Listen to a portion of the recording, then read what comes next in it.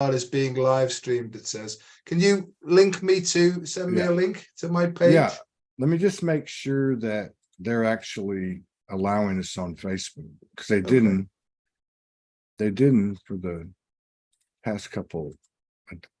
What did I just do? Fuckers. Okay, here we go. Yeah, I can tag you on it here. God bless you, mate. Boom. And boom. Tiddly boom, boom, boom. There it is. Okay, got you there. Yeah, that's got you there. I'm gonna go ahead. What's that? You want me to link it to your page? If you would, please. Yeah, I can do that. Good man. What the hell is going on here? Oh, here it is. Okay, wait.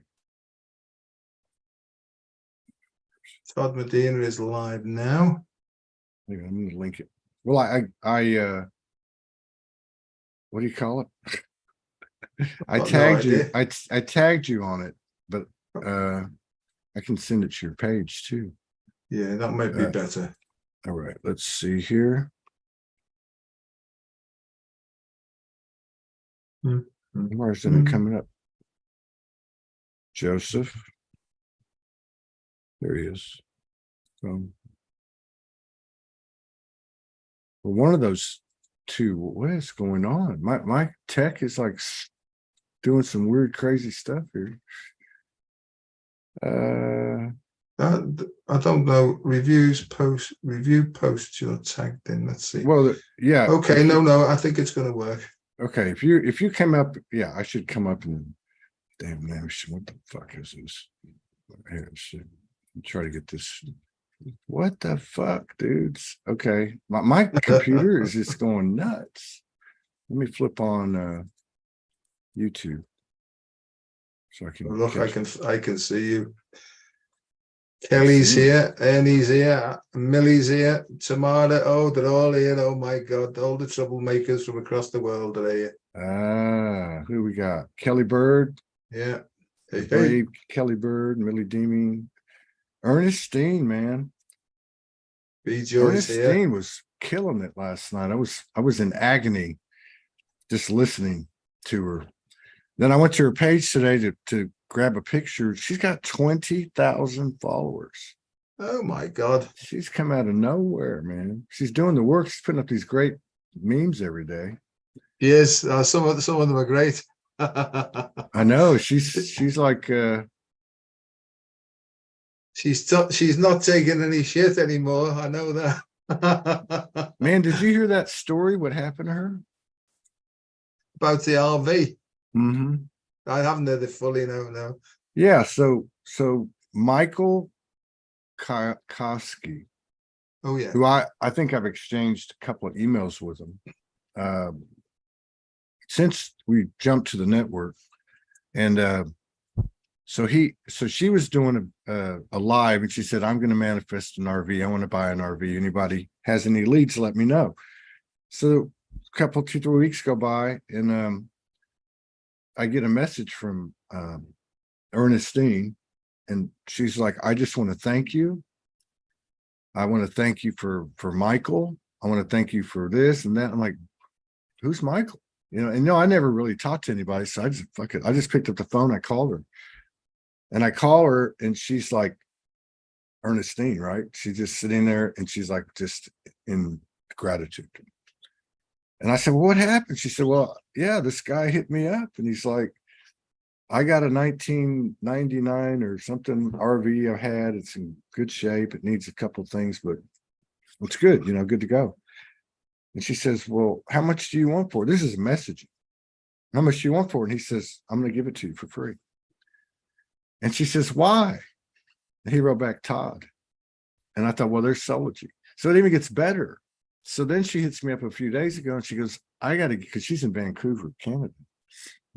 And this is in Detroit area. So she says, "I got to get this because Michael's moving. I got to get this RV from his place 3 hours away to my friend's place. I got to get someone to sign the papers. I got to get someone to get the batteries, do all the work as if she was there." So she goes, you know anybody? I'm like, yeah, Angie Love, you know. And Angie came into Soulgy like in 2013. We used to make music together, do a lot of shows together. We still do stuff together. She was the one that had her mother on a couple of nights ago. That's got to be one of the top 10 shows in Soulgy Network of all time. Her mother was absolutely amazing, like absolutely. But so I hit Angie up and her friend Lauren, and so anyway, they exchanged, you know, some energy, and they went and picked it up, got everything taken care of, and they delivered it yesterday. That's what it's all about. I agree, mate. That is what it's all about. And if we can trust the process, everything does fall into place at the right time, doesn't it? And I think that what we're going through now is one of let go and trust the process, because it's got everything sorted intricately and intimately as well. So let go, trust. It'll be a bit sort of hoop tweaking for a while, but it's all, you know, hoop tweaking. You know, like, you know, it's a bit one of them. But everything seems to happen right at the last minute in exactly the right time, really. I know, man, and it's creating faith, I think, but it's also making me lose my hair, but that's okay. Yeah. It doesn't do much for the hemorrhoids either. What are you, in my head right now or what? Yeah, it's been crazy. So you were saying that last night, what is that? You were saying last night was the roughest night. What were you saying? Oh yeah, last night was the most disturbed night I've had for years and years and years. I couldn't get any sleep whatsoever. Yeah. You know, I was up and down, but my wife was the same, you know, and the cats, I mean, they're normally unconscious. They were up and down all night long, running up and down the stairs and in their trays and all night long, you know. So I could feel, because I mean, I feel energies quite sort of acutely, obviously, but normally I can just let go and sort of ride the waves, you know. But last night it was really quite disturbing. You know, and the dreams I'm having, I don't know what it is, Todd, but, you know, somebody probably translate this, but all I ever dream about is shit, right? That's, you know, purging. That's, yeah, purging. I know, mate, but it's like I woke up, right, in my dream, and I sort of waking up in my dream, and I look around, and there's like a plumber with a great big plunger, and he said, and this, I could smell it in the dream and stuff like this, and he's saying, I'll be with you in a minute. He said, I'm just unblocking all the crap, you know, and, you know, and all sorts of strange things, you know. But I just take it with a pinch of salt, really, because I'm not a person who, like, people will give me sort of predictions and stuff, you know, and I just sort of park them on the back burner. But I don't try and let anything fit what other people are saying. It's got to come from with me first, you know, and it's got to sink into place, right, without any effort or any manipulation on my part, you know. And that seems to be the way I do things, and I'm quite comfortable with that, really. Right. Yeah, you know, I think I told you this before. I know I've said it online before, but I was I went through, we go through the purging, right? So a couple of 2-3 years ago, I said, man, I want to purge with ease and grace. And then I started having all these lucid dreams, and it's just poop everywhere, man. It's like I'd be in public and, you know, in the dream, and all of a sudden the bowels would let loose. Yeah. And I'd be like, oh shit. And I'd be like walking with my, you know, my front of my body, you know, trying to get around people to get the hell out of there. And then I'd look down and my socks would be brown, and I'd be like, whoa, they all know, you know. But yeah, and I thought it was weird at first, but then it kept happening. It hasn't happened to me in a while.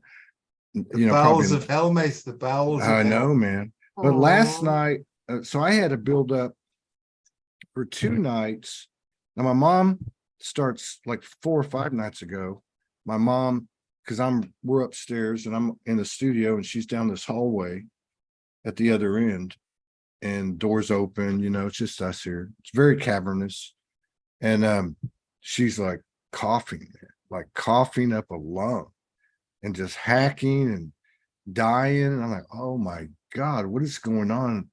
You know, we're just trying to get moved in. I got to get the last load from her apartment at the senior place today. The last load's probably 3. and she had, open heart surgery last year. She separated her shoulder 2 weeks ago. Yet she's a warrior, man. Went to Sedona with me and just killed it, and just really doing great. But it started happening with her, so I'm like checking on her, and now I'm not sleeping. But the last 2 nights, especially last night, I had the air conditioning on 80, which for those who are using Celsius, that's warm. That's very warm for a house. I mean, especially in a humid environment like Houston. And I couldn't have it any cooler. I was freezing. I was chilled. I was stuff coming out of my eyes, my nose. I'm drooling. I'm having those weird dreams like you were talking about. They weren't purging dreams, but they were just weird for the last 2 nights. They were just these weird situations,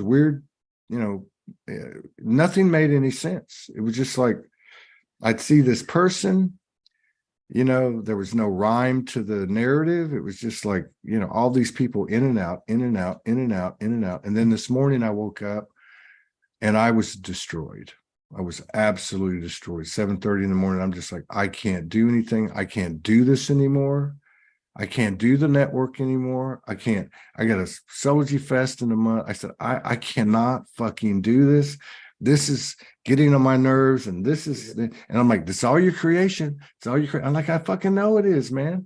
But and then I'm like, okay, wait, just chill, take some breaths, and still physically, but I make these wellness shots that I drink hot, which are garlic and like all the good stuff, cayenne pepper and lemon and honey and all that, ginger, and so I took a couple of those, and then I juiced, because I juice it most every morning. And then, I felt a little better. Took a shower, an Epsom bath shower, and came and sat down with you. My head's killing me. It feels like those cartoons where the anvil would hit them. Like the anvil would hit them on the head, and they'd wear the anvil, or like an accordion, trying to get your balance. But I'm the same, Todd. I mean, I know everybody I know is totally and utterly exhausted physically. I mean, emotionally, I'm okay. My solar plexus and my guts have been in absolute agony for ages, And I know, because I ask, no, we're just working on your solar plexus. Stop moaning and get on with it. I think, okay, yeah. So in myself, I feel clear. I feel emotionally calm, but physically, I'm going through all these sort of things, and talk about wind as well. I think, oh my God, where's all this coming from? You know what I mean? And, so there's all those things going on, and it's almost like self-propulsion, because when I'm running, it's like a kick into turbo mode, But I gave myself a week off, because I was down in just over a week ago, I was down in Glastonbury with our friend Lisa Raven, and I went down to give a talk on because I talk about the neuroscience of the heart, but I link it in really with the dragon's energy that's around at the moment, And so I did a talk and I linked it into, the Celtic stuff, Uther Pendragon and Arthur and the Round Table and stuff like that, So I was doing that down there.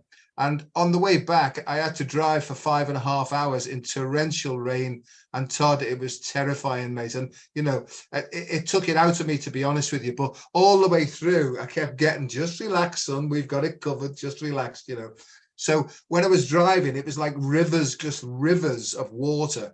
And there were fire engines, there were ambulances, there were police cars all over the place. There was loads of crashes. And I just got this feeling of, just keep going, son, you'll be fine, Right.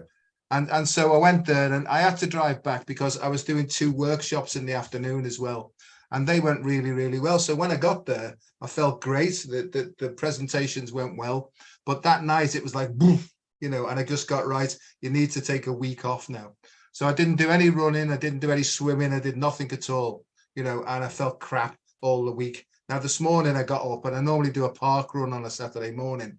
So I just took it easy, and then I could feel all the energy starting to work again, So I'm like you, Todd, and I know that you do as well, but you keep pushing yourself on all the time and maybe take on board too much that you feel that you can't handle, And I think what happens to me is I take on too many tasks, And Yeah. sometimes the quality of my work disintegrates as well. It diminishes, and that doesn't make me feel too good, And I think what I've identified in me is that I still find it difficult to say no to people, at some level, So I sort of overgive or overtake too much on board, and that's my problem, mate. Because as you know, it's not about anybody else except ourselves, really, and and that's where I'm up to.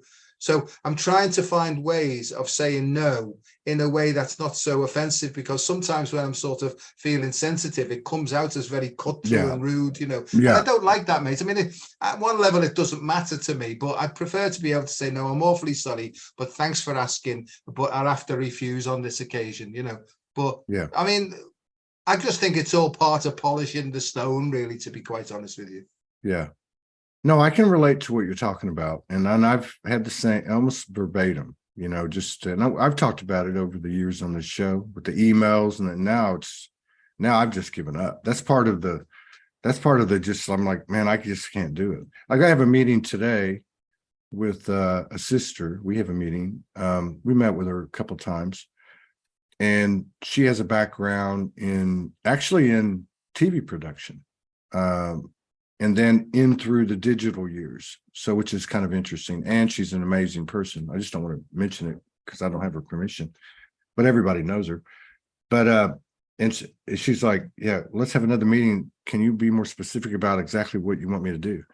And I'm thinking, I don't even know, where to start. It's just like, okay, we just need to do this, and this. I don't know where to go with this. Something has definitely shifted, and I think it's along the lines of equal energy exchange and overgiving, overtaking. Because the way you worded it, they're actually the same two things, which is what I was talking about yesterday. They both come from insecurity, right? I'm going to overgive because I want you to love me, and I'm going to overtake because I don't love myself enough, or whatever the case is, or I'm going to be arrogant or belligerent. But I really feel like that this is, kind of like the watershed.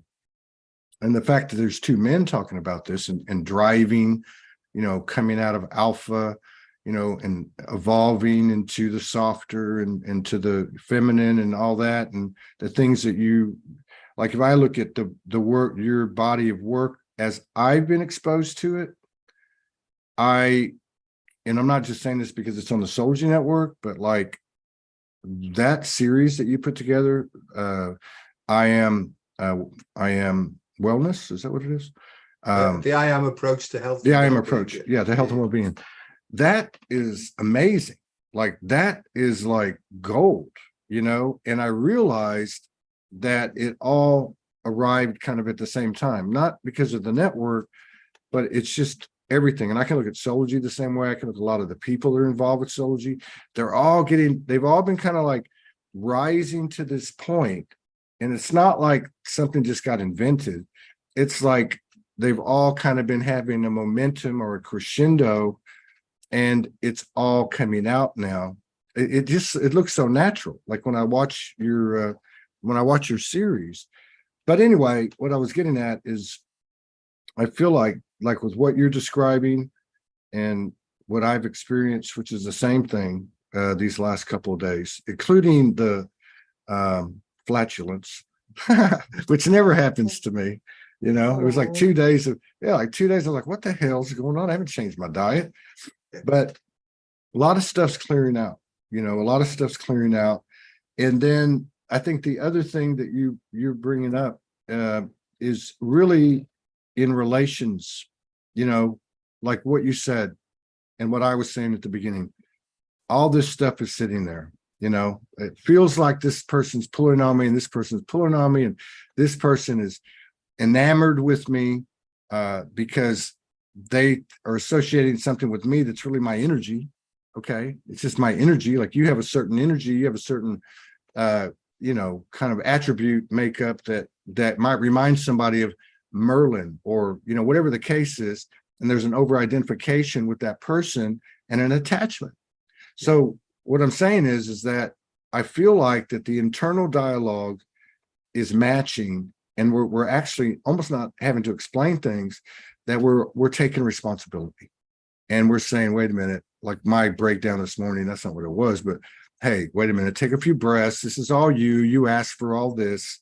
Now we're going to figure out a way, which I'll end this section by saying, going back to what you said at the beginning, which is, allow it to unfold, just allow it to unfold, and be there because you created it.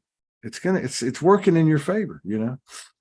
No, I agree, mate. And, to be honest with you, I sit on my bed in the morning sometimes and I just say, fucking take me now, will you? Take me now. As the amount of stuff that I've conjured up comes into my head, I think, how the hell am I going to get through this? So I go through the same sort of thing. And then again, hang on, why don't you practice what you preach? And I go, here we go. I'm getting told off. Practice what you preach. Take a few deep breaths, breathe in that positive, loving feeling. And Todd, it happens every time. And then I sort of come down from that like whinging child mode, right? And I get into, yeah, it's going to be fine. And then it almost like prioritizes the tasks that I need to do. And then I just set to doing it then, really, And at the end of the day, generally speaking, although not always, I look back and I think, you did all right there today, son. Considering you woke up in such a cob-on mood, you've done not bad at all. So have a nice sleep and I'll see you in the morning, And it's almost like Groundhog Day in a way, but it's moving forward, So it's more, rather than revolution, it's evolution. It's a spiral rather than a circle, And I see that very clearly now. And in myself, and to be honest, in myself, I'm generally very, very happy with myself on the inside, and that's all I need to know, really, and when other people aren't happy with what I'm doing, most of the time, I couldn't give a shit. It's one of the biggest reliefs I ever got was, right, when I cared more about what I thought about me than what I thought that other people were thinking about me, And that's where it is now. That's when my self-confidence and my self-esteem came in, when I realized that every single day I do the best that I can, because my intention is always to do the best that I can. I've got no idea what all that was about, but there's no such thing as try, we know that one. But I do my best like you do, Todd. I do my best every single day. And that's all there is to it, mate. Yeah.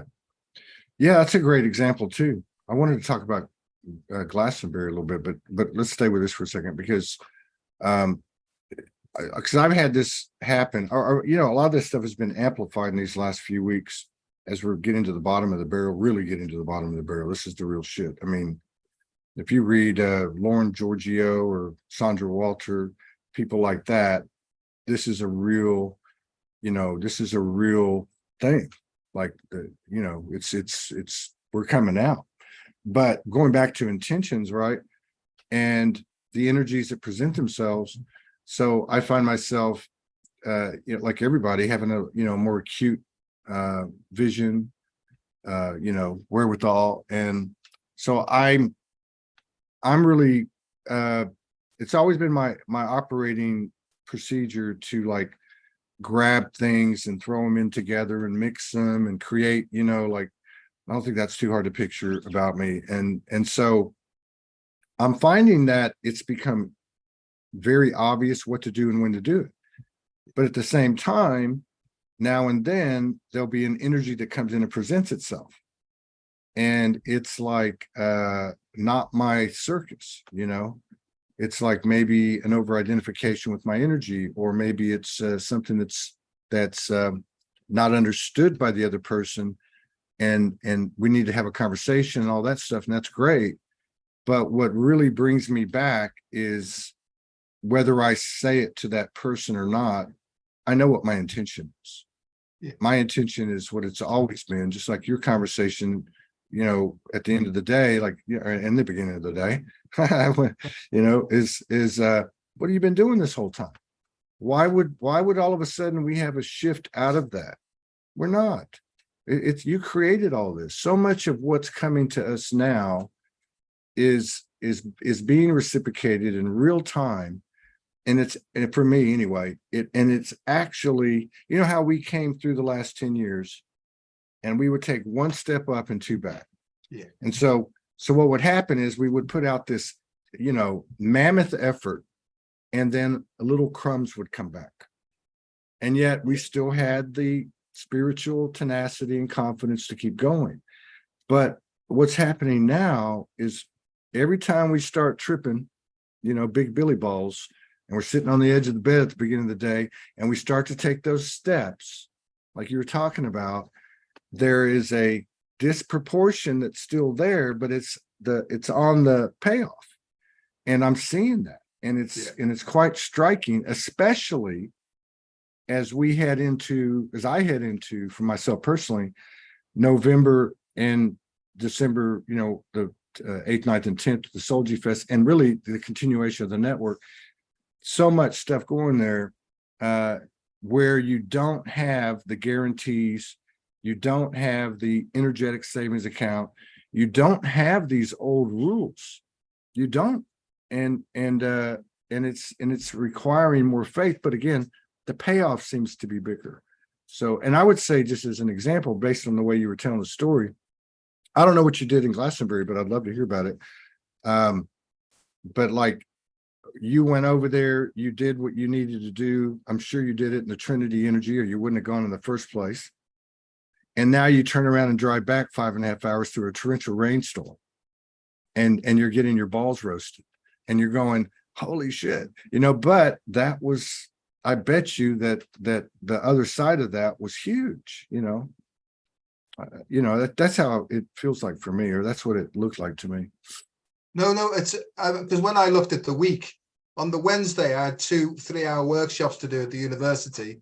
So that was Wednesday. And then on the Thursday, so I had to come out of the university at 5 o'clock, then drive 4 hours down to Glastonbury, get into the hotel, have a sleep. And then that morning, then I did this presentation at Glastonbury, for Lisa Raven.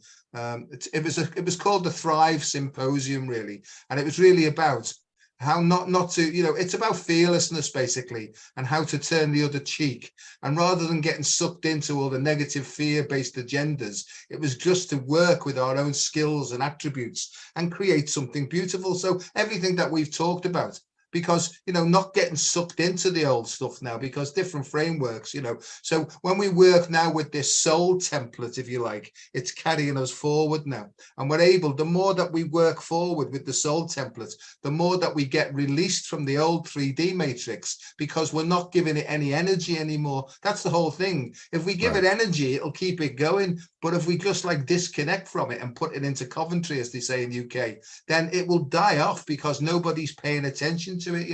My dad used to say, take no notice, son. And that's it, you see, because as soon as you take notice and you start arguing with the devil, he's got you, right? So that's the whole point, is to step back, to create space, to look and see what's actually going on and say, no, I don't want any part of that, please. It's not my life anymore, and let it almost fade and dissolve away. But Todd, more and more of us are seeing that now, is rather than getting into the fight, because the fight just keeps it going. The fight's again judged on a misunderstanding, and it's judged on judgment as well. And every time we judged, we get hooked back into the old 3D template, So what I'm saying is, so I gave my talk, it went down well. I enjoy myself. I love the show, me. I love being up there doing the performance. It makes me feel good, And then I came away. I spent the whole day there, and it was first thing in the morning. I had to set off at 7 in the morning to get back to where I live to do another 2 workshops in the afternoon. So it was a hell of a week. But when I look back, all the presentations I did, were all taken really well. I felt like I'd helped lots of people, and I just felt good about myself, mate, So I don't, but the whole thing I got about the Glastonbury, it's a strange thing. I've been to Glastonbury many times, and I almost get a bell goes off to say you need to get back down there again, And Todd, I'm apparently a grid worker. I mean, I really don't know what a grid worker is, to be honest with you. I just get a feeling that sometimes I've got to go down there with our other friend, Amanda Lawrence, and I go up to the tour. We get into a circle, some music plays, we all link up, put our hands in the air, do a bit of a shimmy. And apparently that's having some effect on the dragon lines, I get this feeling, I get these feelings, and I get, okay, But the last time I was down there, I clearly saw a crystal tour, it was really weird. And it was sort of shimmering, and it was out of alignment with the physical tour. And during this process, there was almost like a realignment happened, and this seems to be happening a lot now. And when I was down in Glastonbury, I heard about there's 12 emperor dragon lines that are coming back on now across the planet, right? So we've got dragon lines, but these 12 emperor dragon lines, they're like main arteries that are coming online. So the whole of the globe now is being reshifted back to its own natural, essential template. And because we're on Earth as well, ours is moving in the same direction as well. So that's what a lot of these earth frequencies, dragon frequencies, water frequencies are all about. Didn't know I was going to talk about this, mate, but it's almost like to keep your feet on the ground and surrender, and you'll be moved into your own essential soul's template with its own soul's purpose. And then you'll be able to see what this whole process is about, really. Over to you, mate. Yeah, this is good. And I just saw a note, kind of a segue. By the way, I have 1,111 messages. I just pulled it up, it says 1111. Yeah, I just saw this note from Lisa. Yeah, she's just talking about carrying a meditation with the Tibetan bowls. Beautiful gathering of light souls, strong energies that present themselves. I'm here in Israel holding the light. So, I noticed that we've always had this galactic, et cetera, et al. Stuff comes in from time to time, right? It seems like for me and for others that I've talked to, one way or the other, maybe not an explicit conversation, but that there is a lot of memory coming in, and not necessarily to say, oh, I'm from here, but to do what you are talking about, which is to understand our purpose.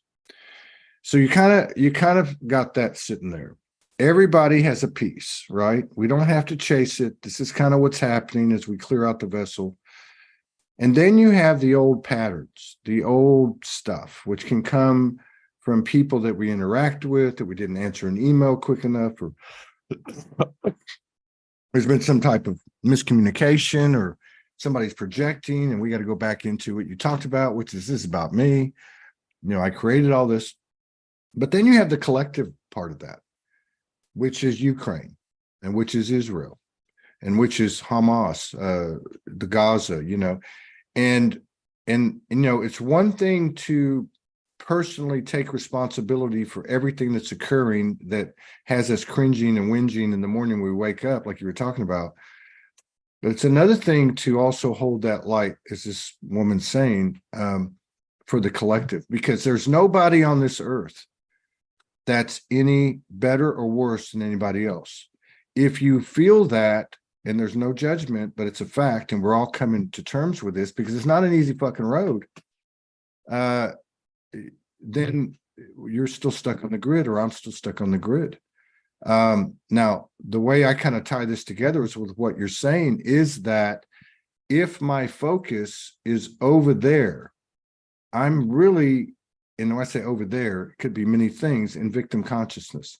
I may not see myself as a victim, but I might as well, because I'm seeing one of my playmates as a victim, or a whole, whatever the situation is. There's a story behind every one of these things. And we can get into all the narratives, but at the end of the day, they all finite and they all run dry. And I don't care if it's the Bible, the Torah, the Quran, the Galactic Federation, the Law of One. I don't care what it is. It was all constructed in this realm, in this construct. And we're bigger than this. And so this is where, to me, it gets really exciting. I got a couple of messages, one from my daughter, one from somebody else. Oh my God, look what's happening over there. I'm not answering them. I'm treating them the same way I would when somebody wants to, sing a sob story. I recently made a decision in my life that I haven't spoken about, and I won't, but I will tell you this. I consider the decision that I made to be the greatest act of love I've ever had in my life. On a personal level, like you were talking about, I got back and I felt pretty good about what I did. I like doing it. It was like that. I made a decision that was in the best interest of all parties involved, to include every person on the face of the earth, right? Because this is really what it's all about. This is our impact. So I look at it that way. These things that have played out, and we watched them, if you just go back the last 10 years, look at these false flag frequencies. Look how since 9/11, they've lost their weight. If you look at this recent shooting in Maine, if you look at the Nashville one before that, and I'm sure there's other ones in Europe and other parts of the world, they're not sticking around. They're not holding water, So I feel like that is a result of us, all of us, or enough of us, focusing on ourselves, taking responsibility, making choices, and holding our head high. Because in that given moment, at that point of reflection and experience, like you said, I did the best I could. I do the best I can, and I make this choice and I move forward, and I think that's both an individual circles closest to me thing, but it's also this big collective thing that we all share. And that's something I feel like we really have to own, is this earth and really what goes on, not to the point where we got to go out and do some very 3D old paradigm things like clean up the ocean physically or, whatever. I'm talking about right here. I'm talking about right here saying, okay, I can see that for what it is. I send compassion and love, not just to those being oppressed, but also those that are the oppressors. And in many cases, depends on who you ask as to which one is which, right? So, and one last thing. These people that have been sex trafficked, child trafficked, tortured, whatever the case is, these innocent bystanders that are forgotten, so to speak, though, let's not forget, they chose to have this plan laid out. They knew what they were doing. They're just as worthy and just as intelligent, just as connected as any other soul in terms of what does that soul need in this incarnation. And let's not forget that. Let's not forget that in the end of the day, a soul knows what's best for it, right? Even if it doesn't look that way. I agree, Todd, and I don't think there are many people who could be courageous enough to say what you've just said, mate, but I agree with you entirely that this is the soul's choice. It's about soul's experience, that the hard part to realize is that the mind-body construct that we're incarnated into is simply the vehicle of experience. And that's so different. It almost like that the body is immaterial, really, to what's actually going on at the level of the soul. So this to me is about, another way of saying it is detached with love, right? But it's also about something called objective consciousness as well. That means where you're not attached, but you're aware of everything that's going on. So this is about living in a world of non-attachments. Now, in my understanding, that doesn't mean to say in Joe's personal life, something may come up right in front of him, where on the one hand, he might have to help somebody right in front of him. And on the other occasion, he might have to not help the person in front of them. So how do you know what action to take? I think that you've got to be in this objective consciousness. And I say then, thy will, not mine, be done. Do I help here or do I not? And sometimes I get no, keep walking, right? And sometimes I get yes, of course, and that's how I live, Todd. And I don't know, Todd, I honestly believe that nobody knows at all what the hell to do until it emerges in the moment, and that's how I try and live my life now. Obviously I fall back into the human often all the time, but there's always a part of me that almost like magnetizes me back to like a neutral point where I get real clarity about what's going on. So it's to be able to sometimes step forward when you need to and step back when you need to, or stay still, right? But the point is, Todd, if you can't step back, right, and you can only step forward, then you're only half-hearted, right? And so let's say, for example, that you've been physically strong and you've always been able to grit your teeth and plow through people, right? Well, I think that the balancing lesson there is to be able to let go and start stepping back. Well, if you've always been automatically driven to do the one thing, then this will be part of the rebalancing process. So if you like, that's the yin and the yang, and the masculine and the feminine of what's going on, you know. And some people will be, I'm not talking about male and female now, I'm talking about masculine and feminine. Those two, like the animus, that's the masculine, and the anima, that's the feminine in us, you know. And anima means soul. And it's when those two get together and become animum, I think that that's where the clarity comes, the neutrality comes, and the guidance comes, really. And I don't believe in ascension as such. It's a word, because I think more to me, it's about expansion rather than ascension, because I think that we're already what we already were. It's just that we need to allow all the crap that's been built up over eons of time to start sloughing off now. You know, and at a DNA level, Todd, this is the difference between genetics and epigenetics. And I think what's happening is epigenetics is the shroud that's covered our essential human perfect template. And so the epigenetics are not only personal, but they're also ancestral as well. So we're almost having to, string by string and line by line, is disentangle all this tangled web that we've weaved. I've got no idea what I'm going on about, but I'm going to pass it over to you to disentangle it for me. I can't hear you. Oh, I thought that was really good, especially I never heard that distinction, epigenetics and genetics, in the way you described it, because that's a very physical thing that we can relate to, as opposed to, you know, there's this diamond grid that, you know, was overlaid by this or overlaid by that.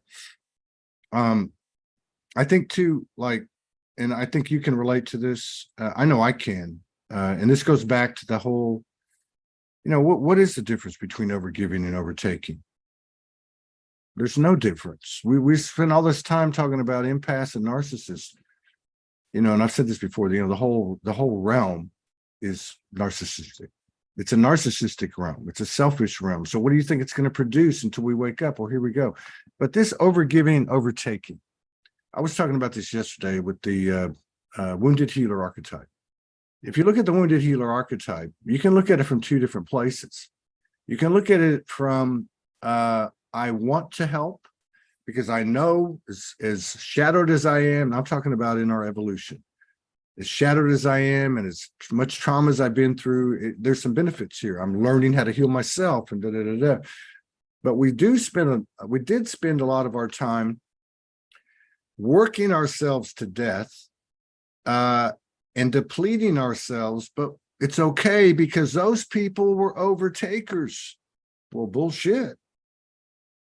Who asked you? Who asked me? I'll keep it my first word. Who asked me to jump in there with both feet, which was really just a distraction and a diversion from my own bullshit.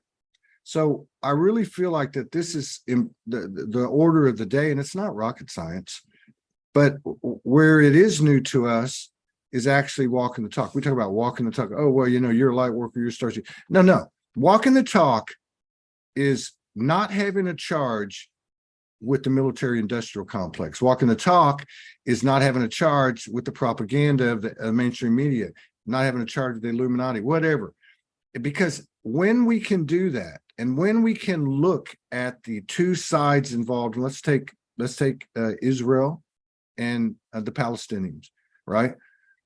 When we can see that which has actually been the byproduct of something ill-intended or whatever you want to call it, we bring unity there. That force, that 99% potentially can stamp out the 1% like an ant. And again, it's not a war, and that 1% is just as much a part of everything here as anything else.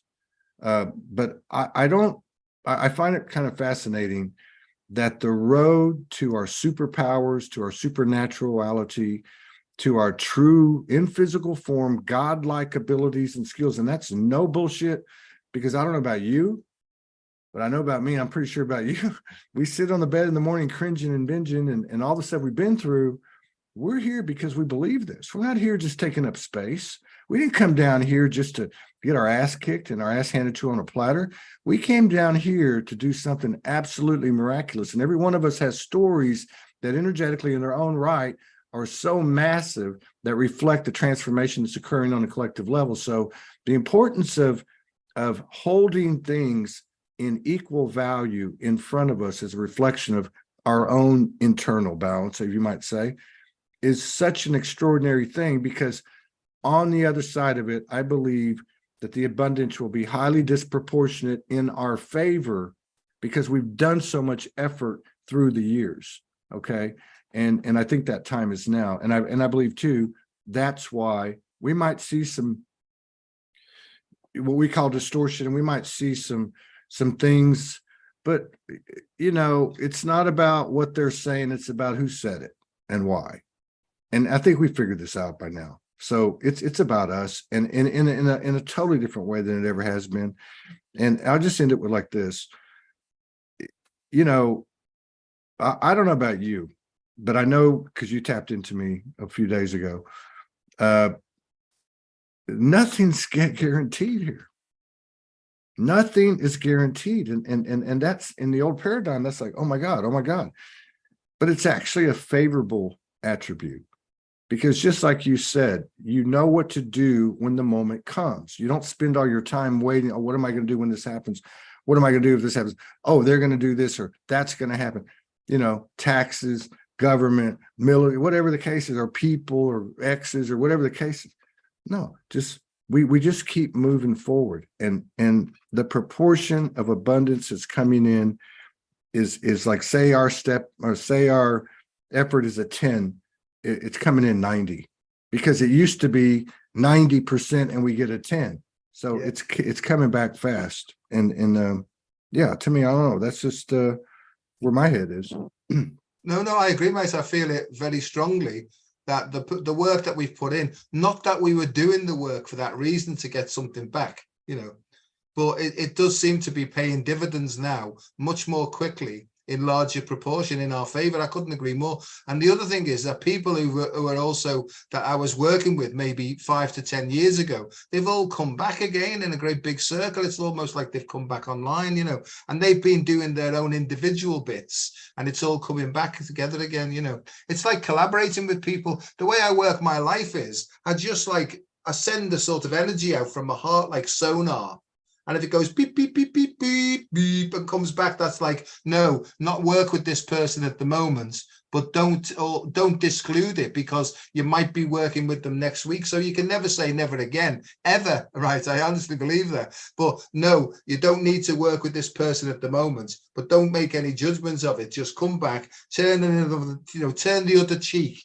And then when you get the open flowing feeling, go with that. And it's almost like you bump into the person that's right to be collaborating with at that time. Now, Todd, it might only last a day. It might only last a week. It could last forever, but the whole point is, like you said, you can never tell, because you were talking about monads the other day. I listened to all your stuff with Pamela, right, and Elsa, because it resonates with me and it stimulates me, and I get loads and loads of codes coming in, and some of the stuff that Pamela's recently put up, it's corresponded with the thoughts that I get. And what tends to happen is I get information that comes in, and then I'll read a meme from somebody that just sort of confirms it, really. I don't go and read any books now or listen to anything for information. I listen for confirmation now, and I think I've said that before, but what's been happening recently is all the mythologies, you've been talking about the Norse gods and stuff like that. Well, I've never been interested in that at all. But over the last month, Christ almighty, they've not left me alone. I've had all these Viking dragon boats coming in with the black dragon heads on, with Woden and Odin and everybody else. But what's been with me is, in my mind, is Thor. Everything's about Thor and sledgehammer. And I'll get, well, hang on a second.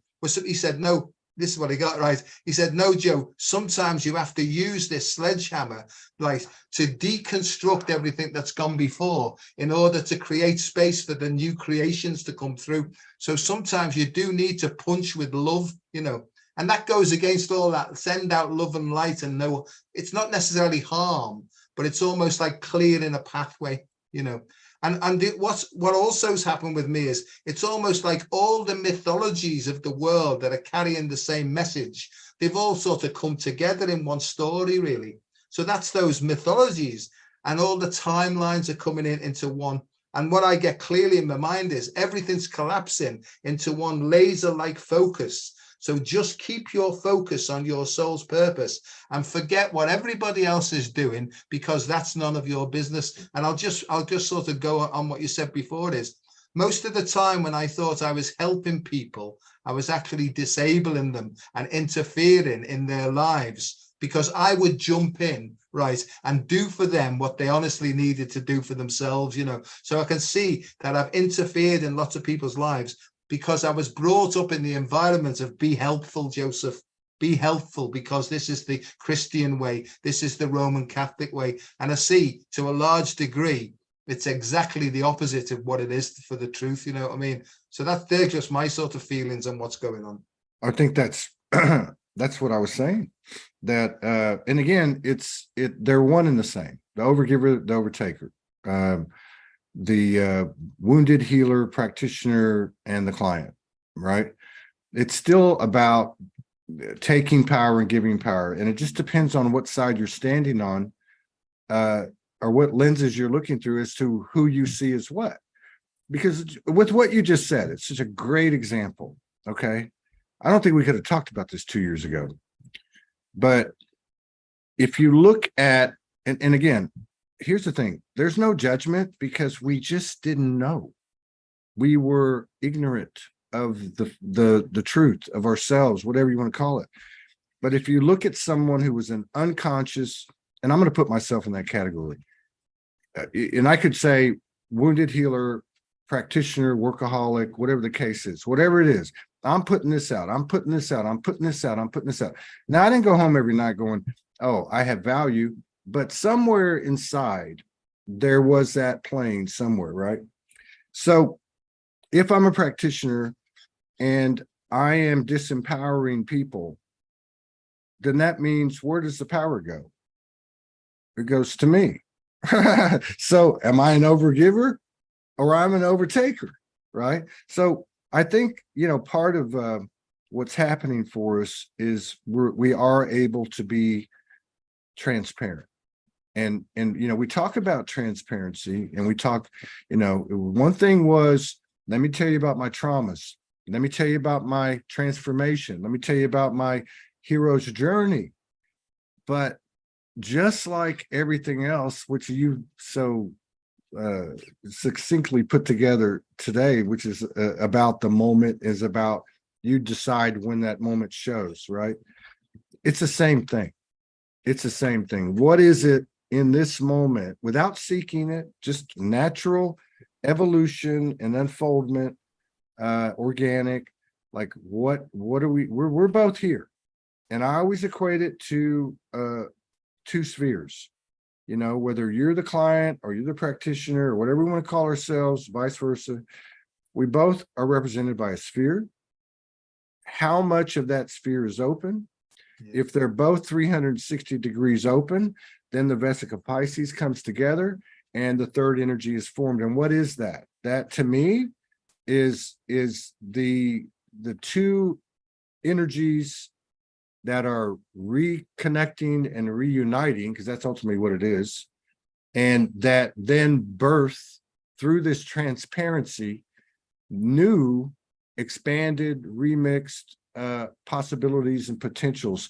I've watched it at Soulogy for years, and I've never understood it more than I do now.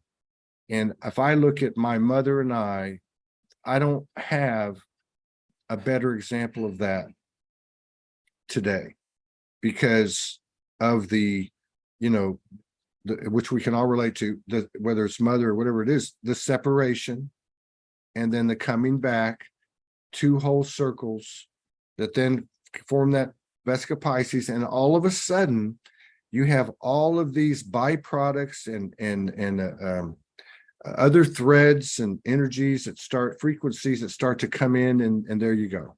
And I could tell personal stories about it, but there are other people involved. They're coming in this organic crazy, atypical, unconventional way.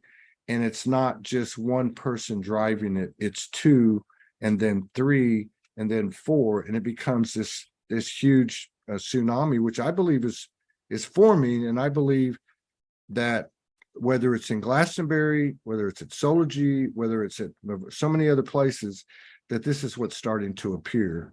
And we don't have to worry about who has an agenda, because the energy, these spheres of two or more have already been created, right? It's just us recognizing it and then coming together, and then my thought, words, and actions, right, start to occur and align with it. We're aligning with what we've already kind of created. The only place that hasn't happened is in the physical. So I believe the energy is very physical, and physical can be, mental, emotional, spirit, you know what I mean? Light body, inclusion, but it's so strong. We don't have to regulate anybody. Who the fuck are we to go think that we can make these rules and regulations, and stipulations? That's what got us into this mess in the first place, or at least that's what sustained it. And that's the paradigm that still has some influence on this earth. Just look at the recent history in terms of COVID. Okay. But my point is that we're at a point now where I believe people are not even going to worry about, oh my God, they're going to put boots on the street, or, oh my God, they're going to try this. Bullshit. We're going to meet over here on the corner on the 7th of December, or, we're going to go down here this weekend, and we're all going to gather, and we're going to come in 360 degrees and just see what happens. Let's just show up with what we have. I mean, this is actually happening. And I think the natural forces, be it like Mother Nature, or, borders disrupting, or, migrations of people, or, whatever catastrophes, whatever, are actually part of that, bringing people together again. I agree, mate. And I think it's acting upon information received, but you have to be careful where you're getting the information from, and if you sit quietly and you feel calm and you allow the information to emerge from an open heart directly from the soul, then I think that will guide you from one moment to the next. And you might have to take 3 steps to the left, and then in that moment go 4 steps to the right then, right? So, if you get information to go forward, right, and the head jumps in to say, oh, we may be going miles down here, that's the thing. It's like intuitive text. It fills in the answers for you, and most of the time it's wrong. So that's the whole point about like living from one moment to the next, and being moved by spirit, or being moved by your soul, right?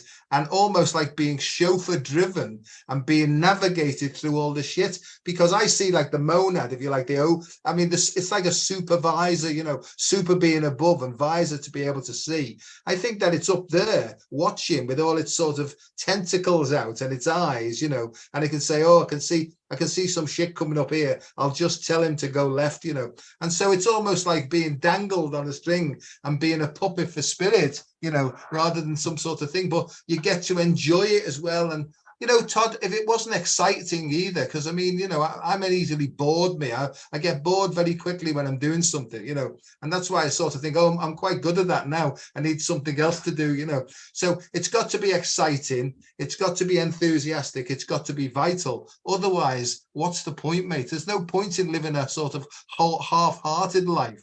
Right, we might as well just chuck it ourselves in and think, yeah, let's see what happens next, really. And I can say that, but I don't always practice it, mate, but I'm much better at surrendering and accepting and chucking myself in and think, fuck it, let's see what happens next. Yeah. And I'm saying this because people have said it to me, and I guess my soul said it too. And I hear you saying it because I know where you're coming from.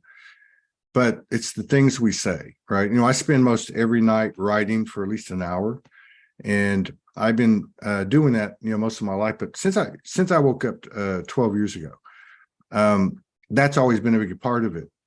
And 12 years ago, they were telling me, don't use negative. Here I go. Don't use negative connotations. But it was literal, but it was more than literal. It was beyond that. And it's really gotten drilled down in these last few weeks when I write stuff. because it's not even to say that anything's been taken. Like for instance, I lost my girlfriend on the soul highway. Lost, never, none. You know what I mean? It becomes a whole different thing, right? And so I think the self-talk's important because it's been so ingrained in us, and ultimately, that's the basis of our programming. Because if we're saying it and it's second nature, we're not getting it, but we're getting it now. Now, the other thing, I just want to go back to this thing because I know I've known you long enough. I think we've done more shows now than Franco and I did. I think we've probably done over 60 shows now. I'd have to go count, maybe more. So I know your multifacetedness, your multidimensionality. You have many, many hats, which makes it nice because then we can talk about pretty much anything. I don't know about you, but this is something that's just been coming in. And again, what are you going to say? What are you going to talk about? What are you going to do when the moment arrives? Well, you don't know till it does. So it's very instinctive, which is why I'm going to bring this up. I mentioned before that there seems to be a lot of information coming in about our story. And our story is beyond this earth. And I'm only talking about what I would refer to, as Franco talked about, the human lineage. The human lineage throughout this solar system and galaxy, if you will. Okay, there's a human lineage and there's a soul lineage. We have a collective and an individual path, so on and so on. But some of the information that's been coming in has not that I was shocked, but has opened my eyes to the level, from the human perspective, the level of the manipulation and I would say the level of the energy complexes and frequencies. Now, I look at these things as our future aspects, our past aspects, but it's all us kind of thing. So I don't really feel like, they're any less one. But my point is this: it can be pretty overwhelming. Well, if we are puppets on a string, so to speak, and we've got all these levels above us, how the hell are we going to break out? But no. That's what I'm getting at, is that what we're talking about, these meetings, these conversations, etc., these collaborations and co-creations, don't underestimate these things. These are the real thing. This is the spirit flesh in action, where two or more gather, that will create enough of that Vesica Pisces energy, enough of that third energy, which is an intelligence run through the washer dryer mix, boom. And it becomes a much bigger thing, right? That will totally offset any of that high level intelligence manipulation and fuckery that I feel is coming in, because it's real easy to get caught up in the negative. What is the negative alien, regime? And I'm not knocking Lisa Renee, and I'm not knocking Oceana Dean. I'm not knocking anybody. I'm not knocking the law of one's transmission. I'm not knocking anything, but these are all parts of us. And how do we flex our muscles through what I love Lauren Giorgio says, the mundane human? And to me, that means your thoughts, your words, and your actions are lined up in co-creation and collaboration. And it may look like you're just a small pinpoint on an elephant's ass, but you're actually a million times bigger potentially if we can go in there at 360-degree wide open spheres, two or more gather, and boom. And all that other stuff becomes what it is, just a part of us that was coding to get us to this point. I think we're here to birth in a way that we never thought of. And again, borrowing from this magnificent woman, it's the New Earth Institute on Facebook, and she has a website too. But many sisters and others have been following her for years and years and years, just like Sandra. But that mundane human, that word obviously sounds like some kind of boring. But I get what she means by that. It means that we take on all the power, all the intelligence, and most of all, we take on the unity consciousness and the oneness in these collaborations and co-creations, and nobody is the leader. Everybody is self-sustained and 100% in their power. And I feel like it's happening. I really do. I feel like it's a type of energy that if you look at like what is it that there was a tribe or a sect of, I believe it was the Mayans, where they discovered this village that 4,000 people just disappeared. Yeah. You know, they just all gone. And they went in there and there's all the cups are on the table and everything, dinner's out and everything's just there. Like everyone just disappeared. I mean, this to me is the potential we have. It's not about where we're going to be and what's the world going to look like. It's about this very moment right now. And what comes on the other side of it, as we've been finding out, is a really nice surprise, you know, even in our personal evolutions. See, I'm really into this, and you know, as you know, I've followed Lisa Renee's work for many years, and also Keylontic science as well, and actually, you know, Ashley and Dean stuff. And the basis of it to me is fantastic, although sometimes it gets put across, you know, they talk about the negative alien agenda and stuff like that. But anything that's fear inducing is not, I'm not interested in it really, you know, because that's all I'm interested in is, do I feel fear in myself? If I feel fear in myself, it can only be ego, right? It can't be the divine part of me, because the divine part of me is all powerful. And if I keep linked into the all-powerful bit, it will dissolve fear. And that's been my practical experience for God knows how many years now, is all I have to do is look out for the emotional grip, you know. And when I feel the tug, it's rather than go forward now in fight and flight and emotional reactivity, it's to take that step back. That takes some practice, but with simple breathing techniques and breathing it away, that disengages from the emotional entanglements, it brings us back to a neutral point of clarity, and then we can clearly see what we need to do. Now, like I was saying before, my own personal experience is, right, that ordinary, mundane, pinprick human beings, when we take the right action, it sends a different message all the way through to the God worlds, into the cosmos itself. It's us that are changing the cosmos. It's not the cosmos that's changing us. And that's really important. You know, we are the ones that they've been waiting for, because that's why we're here, you know. And I know all about the Metatronic sort of fall from grace, but every time an ordinary human being, right, and collaborating with other people, when we build more and more joy and take action in joy, it brings this negative alien agenda back online again. And this is what I'm getting all the time. I'm getting, son, we are behind you. We're right. You've got nothing to fear. Just open up and keep going forward now. And like I was saying, Todd, if simple human beings can go to like Glastonbury, and the simple act of just standing in a funny way and taking instructions, if that can actually change the way that the grid lines are working on the planet, and then the planet sends information back to the cosmos, then I think that we're doing a pretty good job, to be honest with you, mate, you know. And that's what I, you know, and you know, don't get me wrong, the Keylontic science stuff, I've got stuff there that actually shows about materialization. But I was talking to Elsa the other day, and this is what I kept getting all the time. Joe, it's about water. It's all about water and its different phases, right?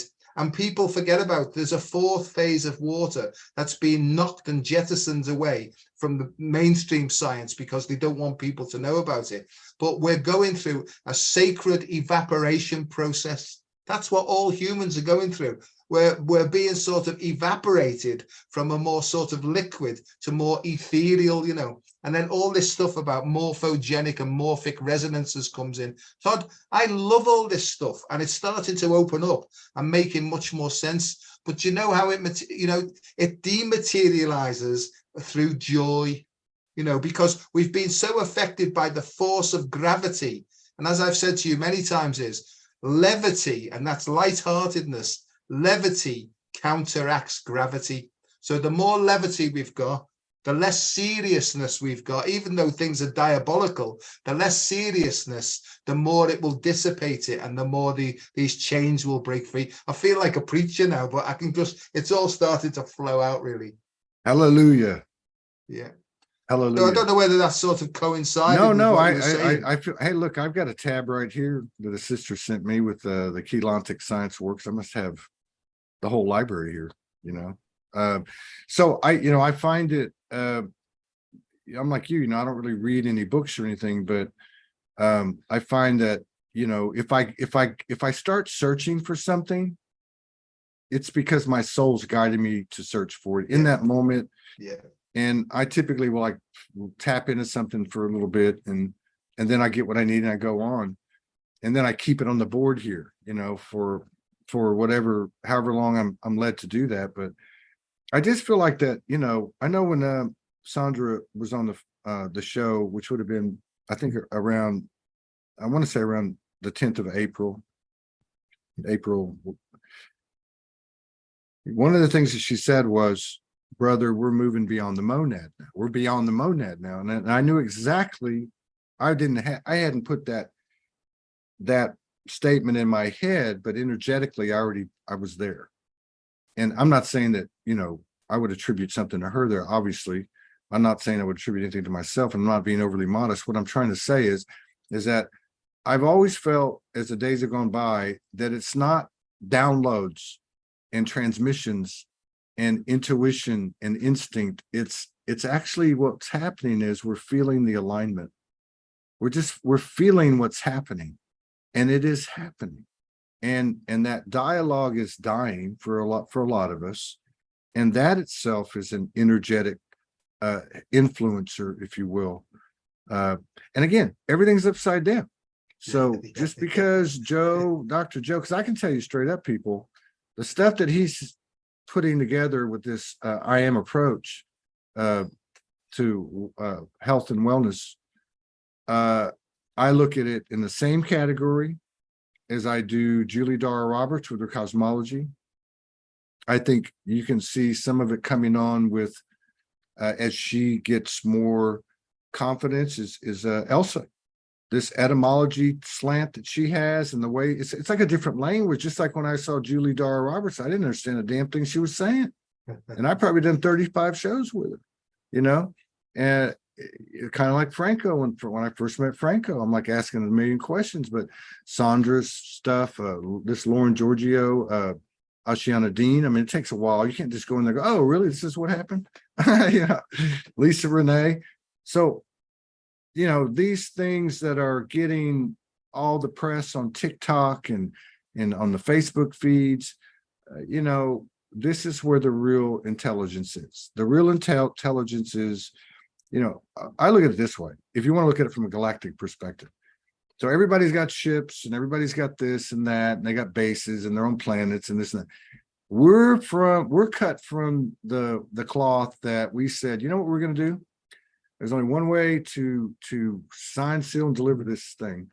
We're going to actually enter the body, and all of it's going to be in the body, and we on an individual basis, and as we gain strength and awareness, start to do what we're talking about here the last half hour, and convert this thing almost like a guerrilla warfare, like undetectable, like assassins, like ninjas, right? Absolutely. And the crazy thing is, because there are brothers and sisters, everyone involved, everyone that plays every role, no matter how satanic they are, whatever the case is, they knew we were coming. They knew they couldn't stop this thing, but they also know that the more they push, the bigger the payoff's going to be, right? Mm-hmm. So, great talk. I really love talking to you. Victor McKenzie, hey brother. He says, I hope to go to Soldier Fest. I bet you $1 and a donut we could do an experiment and affect the Schumann resonance live in real time. Well, come on down and do it. You live in Texas, brother. I don't know if you know Victoria Rolfe. She's in either Suffolk or I think Suffolk, England. She's coming from over there, which is amazing. It's exciting to whether it ends up being 100 people or 300 people. It's exciting to me that almost half the people that are coming from outside the country.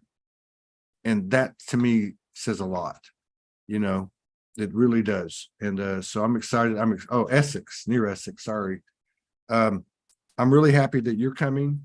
I'm really thankful that you've been a part of Soulgy for all these years. I see these memories come up, and it's almost like every day there's an interview with Todd and Dr. Joe, but I think it's been over almost 5 years now. And, I believe, Soulgy is not me, it's you.